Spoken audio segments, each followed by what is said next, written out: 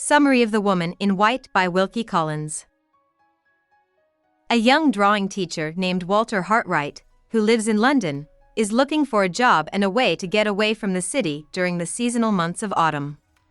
When Walter goes to visit his mother and sister, Sarah, one evening, he becomes surprised to find that his friend Professor Pesca, a jovial Italian who Walter had once saved from drowning, is waiting for him at the Hartwright family home. Pesca tells Walter that he has found a job for him helping a guy named Mr. Fairley teach art to two young women in Cumberland at a place called Limmeridge House. Walter isn't sure about the job, but he agrees to do it. Walter says goodbye to his mother at her house on his last night in London and then walks home across Hampstead Heath. He meets a young woman on the road who is wearing nothing but white. Then she asks him how to get to London, and they walk to the city together. Walter is on her way, and she asks him if he knows any important men there. She also says something about a baronet. He tells her that he is just a drawing master and doesn't know anyone important. She tells him that she just got a job at Limmeridge House. He is shocked to learn that the woman has worked there before and talks positively about the late Mrs. Fairley. At the city, the woman asks Walter to help her find a taxi. Walter agrees, and as soon as they get to London, he quickly finds one. As the taxi drives off, Walter sees another carriage go by. The guy inside leans out and yells at a nearby police officer. He asks him if he has seen a woman in white because she broke out of a hospital not long ago. Walter goes to Limmeridge House to begin his new job.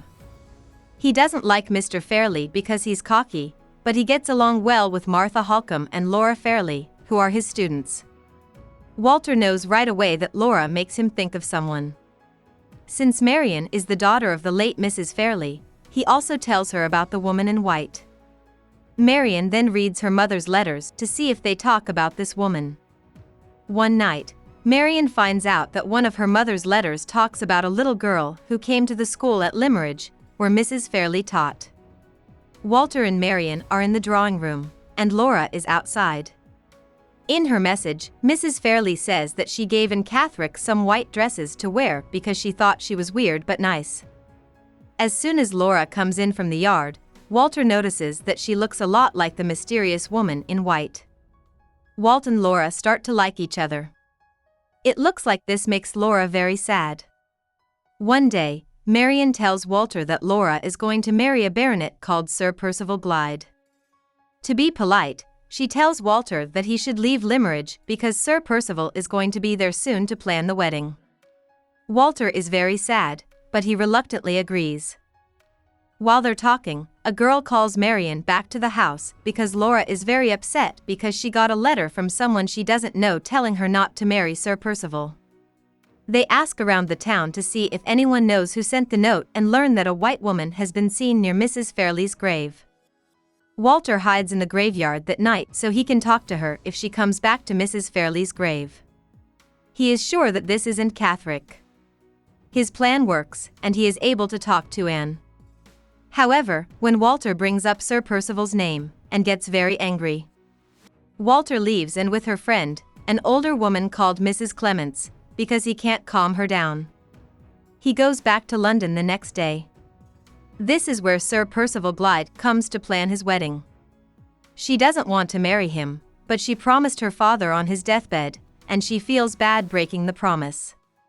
Even though Sir Percival seems nice and charming, Marion still doesn't like him. She thinks he's rude to the staff, and the fact that Laura's friendly dog always barks at him seems to show what kind of person he is. Laura tells Sir Percival that she doesn't love him and that she loves someone else in order to get out of the engagement. She also offers to break off the engagement. Sir Percival is pleased with her honesty and tells her he will always love her, so the wedding goes ahead as planned. Over the next few days, Laura's lawyer, Mr. Gilmore, sets up the marriage settlement. According to this agreement, if Laura dies without a will, Sir Percival will get £20,000 and Limmeridge House, and Madame Fosco, Laura's aunt, will get £10,000. Sir Percival and Laura went on their holiday to Europe after the wedding. They planned to meet up with Laura's aunt and her Italian husband, Count Fosco. She makes plans to meet the newlyweds when they get back at Sir Percival's house at Blackwater and stay with them. After many months, Laura, Sir Percival, and his friend Count Fosco and his wife come home to Blackwater with them. Maria and Laura both hate and are scared of the Count very much. His wife also acts strangely and does everything the Count says without question. Marian also notices that Sir Percival's behavior has completely changed. He is no longer the charming, but off-putting, man who walked around Limeridge expressing his love for Laura forever. Instead, Sir Percival is very angry and short-tempered, especially with his new wife. At one point, he folds the paper so that only the signing line can be seen and tries to get Laura to sign something without telling her what it is. When Laura refuses, he gets angry. Hearing that Anne Catherick is in the area makes Sir Percival even more angry, and he makes up his mind to find her. Laura meets Anne Catherick one day on her way to the dock near the lake on the grounds. Anne tells Laura a secret about Sir Percival. Lisa agrees to meet Anne the following day. Sir Percival follows her home, drags her there, and locks her in her room when she tries to run away. Count Fosco stops him when he tries to make her sign the paper again. In the meantime, Marian is very worried about what Sir Percival and Count Fosco are up to with her sister. Several times, she tries to ask for help in writing to Mr. Fairley and Mr. Curl, the girl's new lawyer, but Madame Fosco steals the letters. Mary hears Sir Percival and Count Fosco talking about a plan to kill Laura for her money one night while they are in the yard. Marian unfortunately gets typhus from being wet in the rain while she is crouching on the roof to listen. It's still Count Fosco and Sir Percival's search for Anne Catherick while Marian is sick. One day, Mrs. Michelson, the maid, sees Count Fosco come in from taking a walk. Sir Percival asks him if he found her, and Count Fosco smiles. After telling Mrs. Michelson that he wants to take a house by the sea, Sir Percival tells her that Marian has been sent to Limeridge and that Laura will follow her the next day. The house should be locked up and all the staff should be sent home. Mrs. Michelson is shocked, but she takes Laura to the train station and watches her leave for London. She goes back to Blackwater and finds Marian still there. She also finds out that Laura was tricked. Someone takes Laura to stay with Count Fosco when she gets to London. The next day, she dies of heart failure. After a few months, Marian learns that Anne Catherick has been sent back to the hospital. She decides to go see her to try to find out Sir Percival's secret. She finds out that Anne is not in the hospital when she gets there, but Laura, who was forced to dress as Anne. Marian gets her sister out of the mental hospital. When they get back to Limeridge, everyone there thinks Laura is dead. They meet Walter Hartright in the graveyard, where Anne has been buried in Mrs. Fairley's tomb. He has come back to mourn the death of the woman he loves. Walter chooses to look into Sir Percival Blythe to see if he can find out what his secret is after Marian and Walter move to London. When he goes to see Mrs. Clements, she tells him it has something to do with the fact that he was caught with Mrs. Catherick in the vestry. Walter then goes to see Anne's mother, Mrs. Catherick. When he tells her about the vestry, he can tell from her response that it is where the secret is kept. When he gets to Welmingham, he finds that the church marriage record was fake. Sir Percival's parents were never married, so he is not their real child and is not even a baronet. This information is in the second copy of the marriage record, which Walter checks in the nearby village. The forgery is proven to be true. Walter is shocked to find that the church is on fire and Sir Percival is stuck inside when he goes back that night. In his haste to destroy the fake, he sets the church on fire and is killed in the process. Mrs. Catherick writes to Walter after Sir Percival's death to say that Anne never knew the secret, but Sir Percival locked her up in the hospital in case she did. Walt and Laura get married in the middle of all this chaos. Walt goes after Count Fosco now that Sir Percival is dead. At the opera one night, he finds him and takes Pesca with him to see if Pesca, who used to be active in Italian politics, knows the Count. The Count sees Pesca right away and runs out of the opera house in fear, but Pesca doesn't. A man from another country who had been closely watching Walter and Pesca at the opera is now following him. When Walter asks Pesca, Pesca admits that he was a part of a secret political group in Italy when he was younger. He also thinks that the Count is betraying this group. That night, Walter sends Pesca a letter with Count Fosco's address. The letter tells Pesca to kill Count Fosco if he doesn't hear from Walter by morning. Then Walter goes to the Count's house and threatens to write a statement that he was part of the plot against Laura. The Count agrees to do this as long as Walter lets him go steal the letter from Pesca. The Count then writes a statement that shows Laura is the real Laura Fairley and Anne Catherick is the person who died at his house.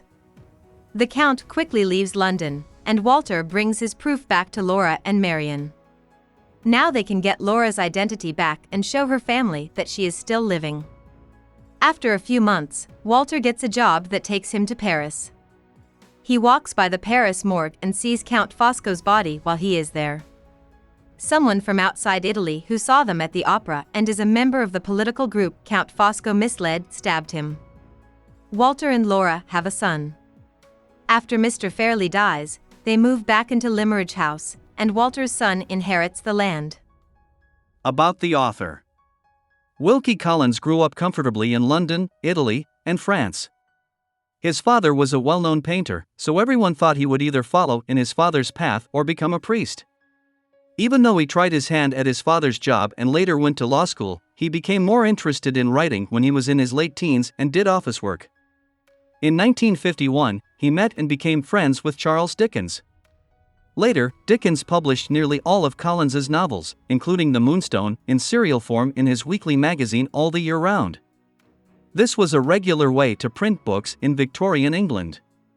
Collins and Dickens worked together on stories and plays during the 1850s. They also played in a number of well-known plays together. During this time, Collins also started releasing stories, trip stories, essays, and criticism in addition to his first 4 books.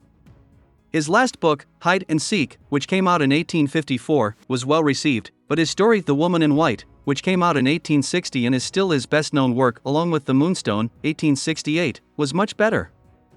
These books solidified his reputation for making stories that are hard to figure out. They are also considered basic texts in the Victorian tradition of sensation novels, which are meant to make the reader feel something, like modern-day thrillers or telenovelas. From the 1870s on, Collins's work focused more and more on social problems like class differences and the wrongdoings of the British aristocracy. For example, his book Man and Wife, 1870, was written to show how silly the marriage and inheritance rules were in Scotland and Ireland. In fact, he was known for not liking marriage and traditional organized faith, so he made his own, more open versions of both. He spent most of his life with his partner Caroline Graves, but they didn't get married. In 1868, he started a new family with Martha Rudd. He also said he was religious, but he avoided and made fun of British Christianity his whole life, even through the character of Miss Clack in The Moonstone.